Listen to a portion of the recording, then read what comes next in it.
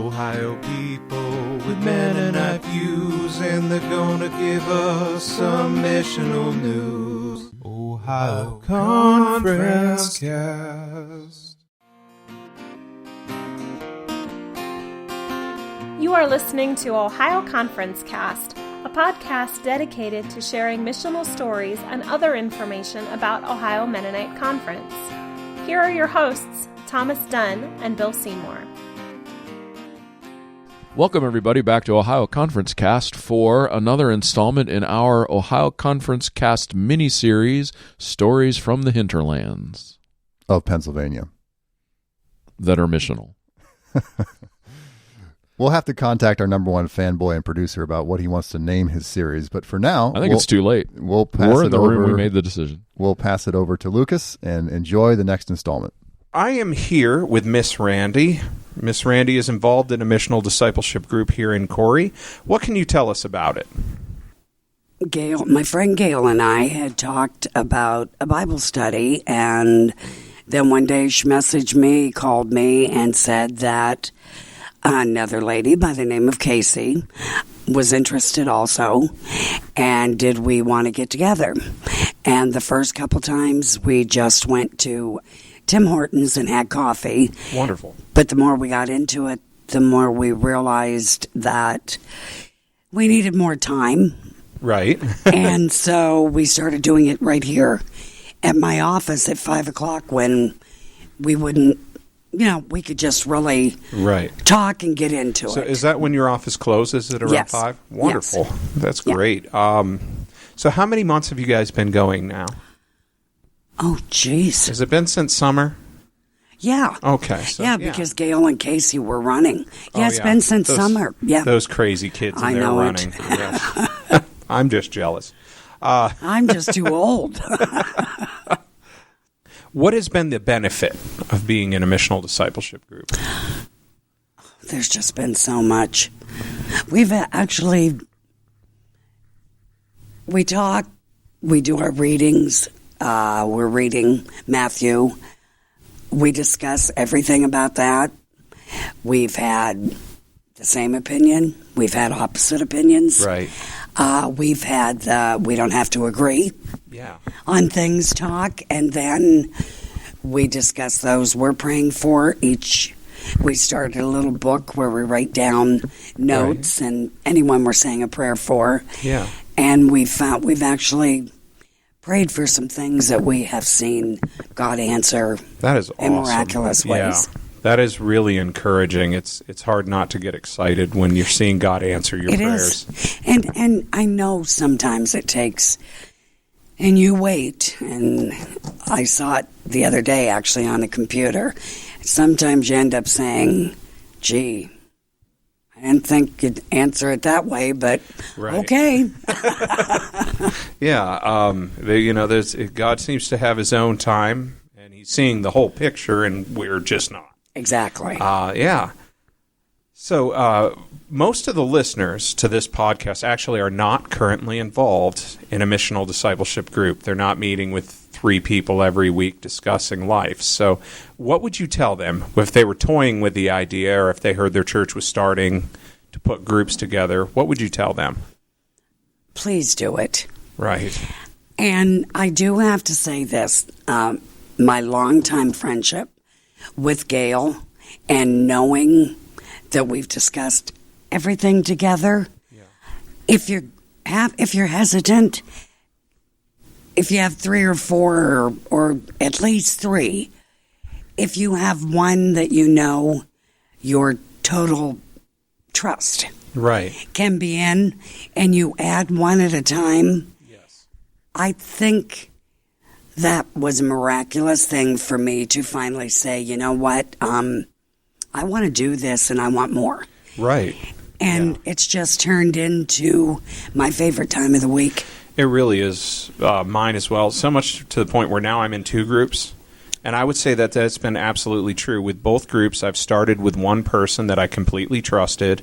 Not that I didn't trust the other one. It's just I didn't know them as well. I knew them, but not as well. I didn't even know Casey. Right. And now she's probably very close. I love her. Yes. And Love her I've noticed dearly. in both groups I knew the people, but I was substantially closer to one person. And then just within a few weeks, I felt like I had known them forever because there's something about discussing spirituality, just discussing Christ in general, that it's intimate. It has an intimacy to it. So I think you just grow close quickly. Gail's Bible was a little bit different, but Casey has the Bible with all the explanations, with Right. with everything. And I said, well, all I have is the old King James. Right. Our next meeting, she picked me up a women's Bible Oh, no kidding. with all the stuff. wonderful. And when I tried to pay her for it, she said, no, this is worth it. That's wonderful. So you've got a woman's study Bible, with Thomas Nelson, New International Version. That is a nice Bible. Yes, it is. Yeah, it's got all the notes, and yeah, that's wonderful.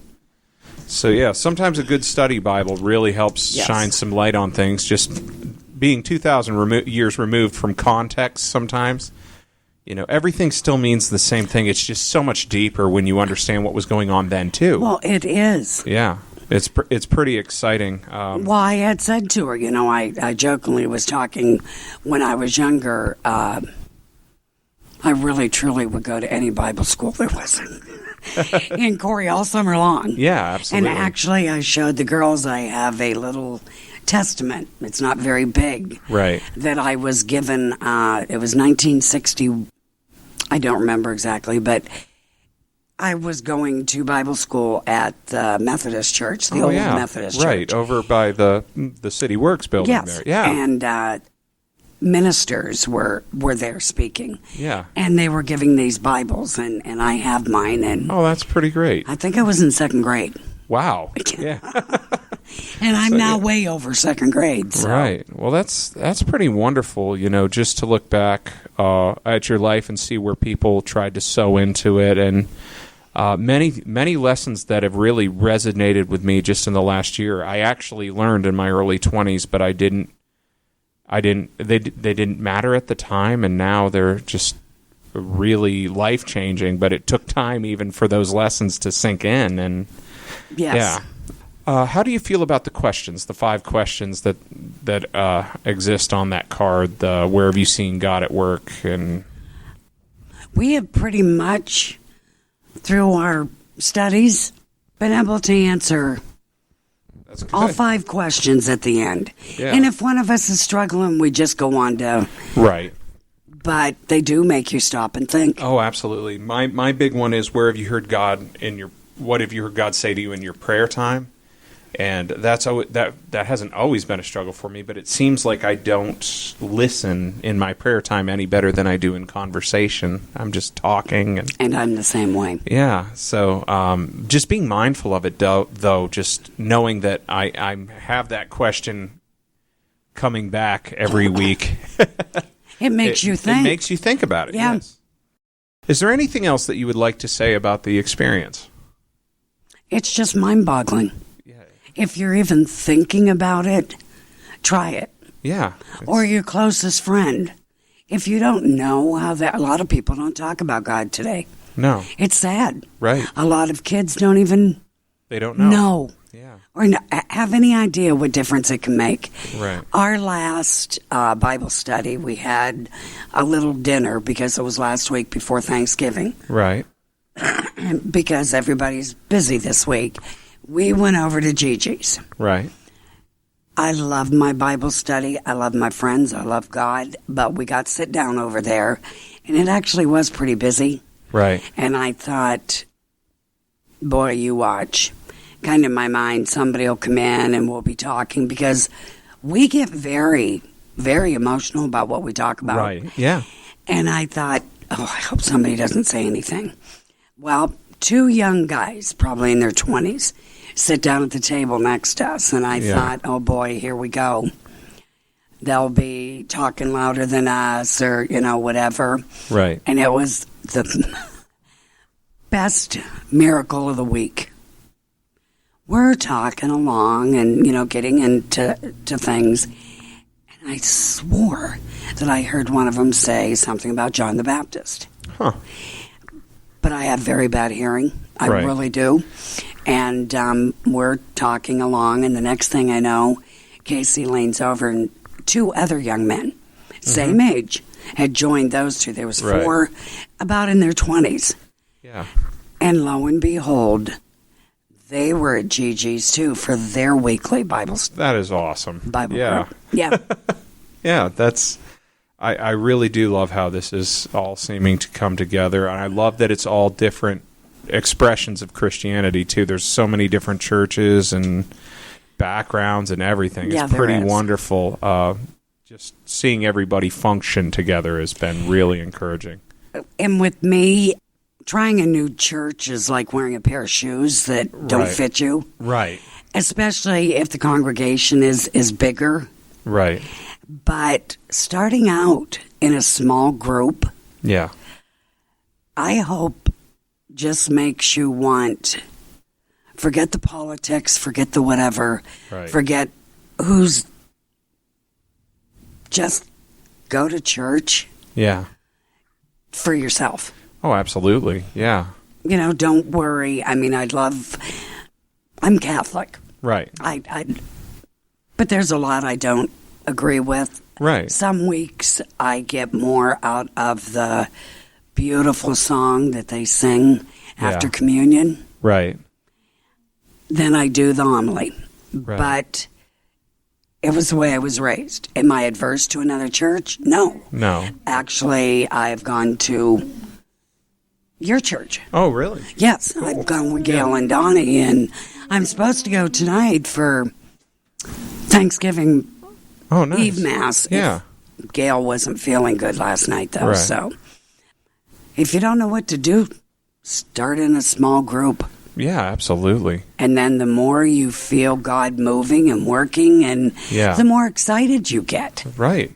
And I saw a really great quote recently, too, about if you're Christ never called us to start churches. He called us to make disciples, and then disciples make churches. And I think just I've never heard that. I like that. I just read that for the first time about 2 weeks ago. And it was in reference to this initiative, too. So it just really resonated with me that we sometimes think of church the wrong way, where we're considering the building or we're considering the way we do the worship, where when you start thinking about the people, you know, the disciples in the church, that's what makes up the church. But we have a tendency to look at it backwards, as we do with so many things. But, True. yeah. Well, I do know that you have some more business coming your way pretty soon, so I'll get out of your office. Thank you so much. All right. Thanks, Lucas, and our Pennsylvania Ohio Conference folk. Stay tuned for the next installment coming soon about the Ohio Conference Cast miniseries.